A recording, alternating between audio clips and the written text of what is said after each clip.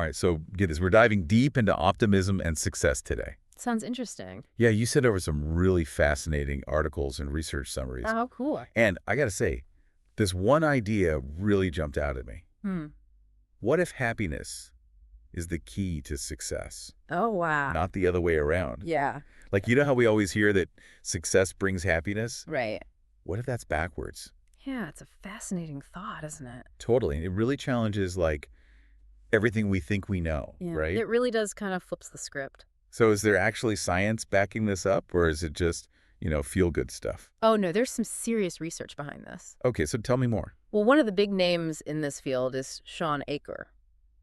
I think I've heard of them. Yeah, he's a Harvard researcher, Oh, wow. and he did this massive study on happiness. Huge. One of the largest ever, actually, and the findings are really eye-opening. Okay, I'm all ears. What's this happiness advantage all about, then? Well, his research shows that happiness, it's not just a feeling. It's like a biological superpower. Whoa, really? Yeah, when we're happy, our brains release these chemicals like dopamine and serotonin. Yeah, I've heard of those. And they make us feel good, sure. Yeah. But they do something else incredible, too, that boost our brain power. You mean like thinking better, remembering things? Exactly. Yeah. Studies show that when people are in a positive state of mind, their brains actually function better. That's pretty cool. Yeah, they can solve problems more effectively, be more creative, even process information faster. So, like, happiness gives our brain a turbo boost. It's like that, yeah. Okay, so I'm starting to see how this could connect to success, but, like, how do we actually get this happiness advantage? Right. Is it as simple as thinking positive thoughts? Well, that's a good question. Yeah. And positive thinking can definitely help. Okay. But Aker goes deeper than that. Oh, right. He lays out 7 principles in his book, The Happiness Advantage. 7. Yep. And they're all about practical ways to boost our happiness. Okay. I like practice. Me too. And here's the really interesting part. These principles are all rooted in neuroscience and positive psychology. So it's not just like vague self-help stuff. No, not at all. It's stuff we can actually apply in our lives. Give me an example. Okay, take the Tetris effect. Tetris effect. What's that? Ever notice how after you play Tetris for hours, you start seeing those falling blocks everywhere? Uh-huh. Yeah, I can see that. Aker says we can actually train our brains to do that with opportunities. Oh, interesting. If we focus on spotting positive possibilities, our brains will start noticing them more. So if we're looking for the good, we'll see more of it. That's the idea. Yeah, it's about priming our minds to be more aware of the good stuff, even when things are tough. Makes sense. So we're like rewiring our brains to see the world through an optimistic lens. You got it. I like it. What are some of the other principles Aker talks about? Well, there's falling up. Falling up. Okay. It's all about reframing setbacks as opportunities for growth. So instead of seeing failures as the end, we can see them as like stepping stones. Exactly. Chances to adjust and come back stronger. So like what doesn't kill you makes you stronger kind of thing. Exactly. Aker uses the example of athletes who get injured. Oh, yeah. They often use that time to focus on other areas like mental training or strengthening weaker muscles. Right? It's about turning a negative into a positive. I see. And then there's the 20-second rule. Yes, the 20-second rule. That one sounds intriguing. Tell me more. It's actually brilliantly simple. Okay. It's all about making tiny changes to our surroundings to make good habits easier and bad habits harder. Oh, that's interesting. Like, say you want to start meditating every morning. Yeah. Put your meditation cushion right next to your bed so you practically trip over it when you get up. Uh-huh. I get it. Or, if you want to cut back on social media, log out of all your accounts. So you have to go through that extra step to log back in. Exactly, by removing those little barriers, even just 20 seconds worth. Yeah. We can boost our chances of sticking with good habits. It's all about making it easier for ourselves. I'm already thinking about how many 20-second obstacles I can eliminate in my own life. Give it a try. It's Yeah. amazing what a difference those small changes can make. So we've been talking about these principles and techniques on like a personal level. Right. But I'm curious about the bigger picture, Okay. Does optimism impact like our work lives, our lifespan, that kind of thing? That's a great question. Yeah, does happiness really have that kind of reach? It's pretty amazing, actually. The research shows that optimism doesn't just make us feel better. Uh-huh. It actually affects our health, how long we live, even our success at work. So it's not just some like fluffy self-help idea? No, not at all. There's hard data to back this up. Okay, give me an example. All right, well, studies show that people who are more optimistic tend to live longer. Seriously? Yeah, on average, like 11 to 15% longer. Whoa, wait. Are you saying optimistic people actually have more years on this planet? It seems that way. Yeah, it's pretty remarkable. That is wild. And it's not just about living longer, it's about living better. Okay, how so? Well, optimists are more likely to reach what's called exceptional longevity, Okay. meaning they have a better chance of hitting 85 or even older. Wow, so we're talking about adding years to our lives and healthier years at that. Exactly. It's pretty incredible. So how does that work? What's the connection between optimism and health? Well, researchers think it's a combination of things. Oh, For one, optimists tend to have healthier habits. makes sense. They're more likely to exercise, eat well, get enough sleep. So that positive outlook kind of spills over into other areas of their lives. Yeah, it's like a ripple effect of good choices. Interesting. And what about work?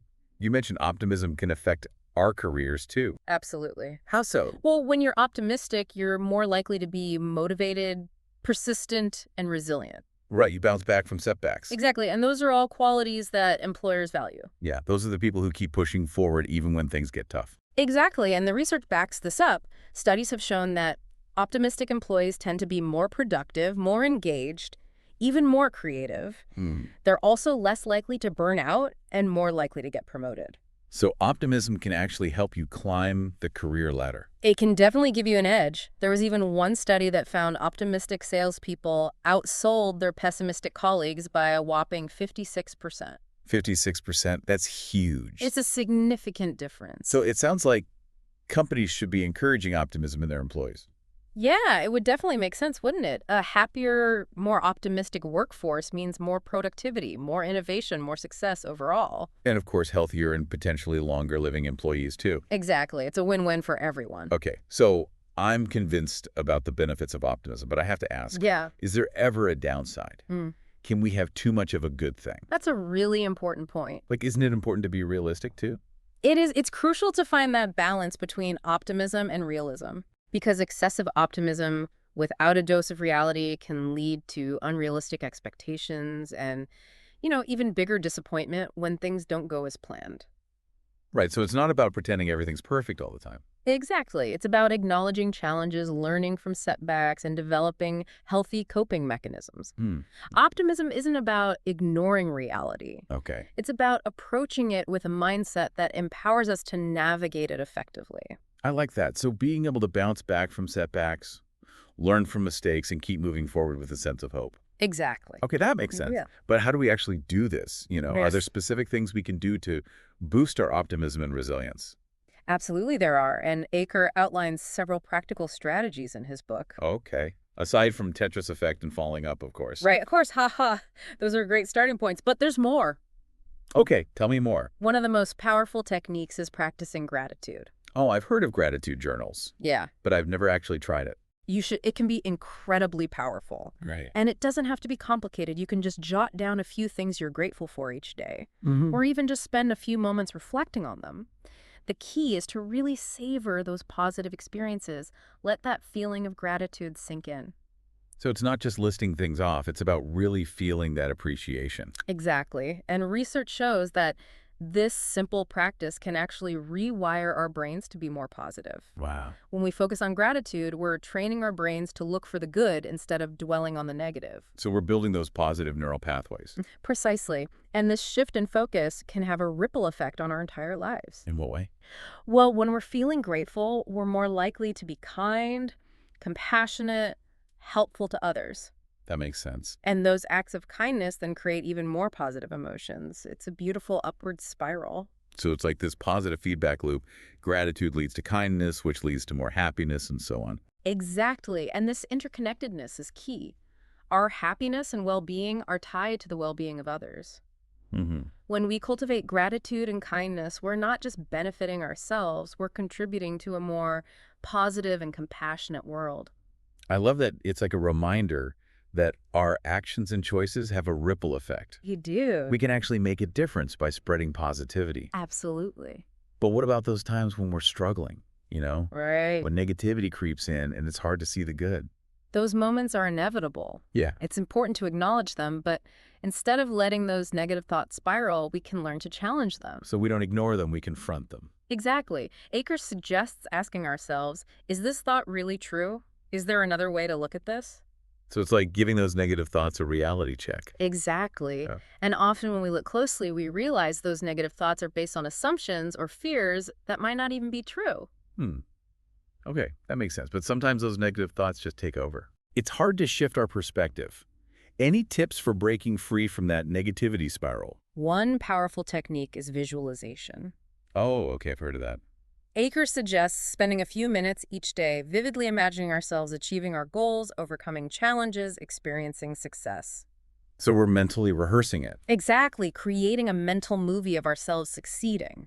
Interesting. And that can actually have an impact. It can. When we visualize ourselves accomplishing something, we're priming our brains to believe it's possible. So we're basically tricking our brains into believing we can do anything. In a way, yeah, and that belief can lead to more confidence, more motivation, even action. Wow. And speaking of connections, what about our social networks? Can our relationships impact our optimism and well-being? Absolutely. Our social connections are vital to our happiness and resilience. Yeah. Surrounding ourselves with positive, supportive people makes a world of difference. It's like that saying, you are the average of the 5 people you spend the most time with. Exactly. When we're surrounded by people who lift us up, encourage us, believe in us. It's contagious. Their optimism rubs off on us, and we're more likely to stay positive even when things are tough. So it's not just about individual effort. It's about cultivating a supportive community. Exactly. We're social creatures, and our well-being is tied to the well-being of those around us. Yeah. When we invest in our relationships, nurture those connections, create a positive social environment, Right. we're setting ourselves up for greater happiness and success. Okay, I'm seeing a theme here. It's like all these pieces fit together. Gratitude, kindness, social connections, visualization. Right. They all work together to build a more optimistic and resilient mindset. Exactly. And there's one more crucial piece of the puzzle we haven't mentioned yet, physical health. Ah, yes. The mind-body connection. We often forget how much our physical well-being affects our mental and emotional state. It's so important. Taking care of our bodies through exercise, healthy eating, and enough sleep is essential for a positive mindset. So it's not just about thinking positive thoughts. It's about taking action to support our overall well-being. Absolutely. It's about a holistic approach to happiness, one that includes our thoughts, emotions, behaviors, relationships, and physical health. Right. When all those elements are aligned, we create the perfect environment for optimism to flourish. It's amazing, isn't it? What is? How it's all connected. Oh, yeah? Like we started off talking about optimism and success, Right. but it's so much more than that. It is. It's not just about those external goals. Yeah, it's about this mindset, way of being in the world that helps us thrive. Exactly. So as we wrap up this deep dive, Yeah. what's resonating with you the most? It's a good question. Yeah, what's like the biggest takeaway for our listener today? For me, it's this idea that happiness isn't something we get after we achieve success. Yeah, It's what gets us there. Yeah. It's like the fuel, I see. the energy that helps us through challenges, and helps us go after our goals and build a life that really matters to us. So it's not about waiting for happiness to show up. Right. It's about choosing it, Exactly. making it happen, Cultivating it. and letting it lead the way. And that's so empowering It is. because it means we have more control over our happiness than we think Absolutely. We're not just waiting around for happiness to happen. We Right. can create it ourselves. through what we do and the choices we make. Exactly. That's pretty exciting. It is. So as we leave our listener with a final thought, Okay. I keep thinking about that Tetris effect we talked about. Yeah. If we're training our brains to spot opportunities, Right. to see the good, even in tough situations, Mm-hmm.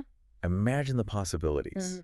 Oh, yeah. What amazing things could we discover? So many things. What doors could open that we never even knew were there? It's incredible to think about. Yeah, and what dreams could we go after? It's all about embracing that optimistic view. Right.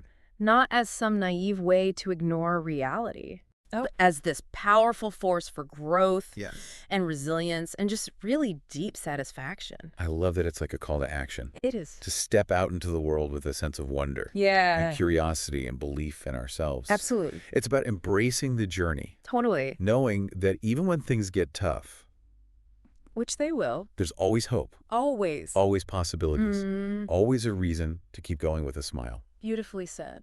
I love that. So On that note, we'll leave our listener with this. Okay.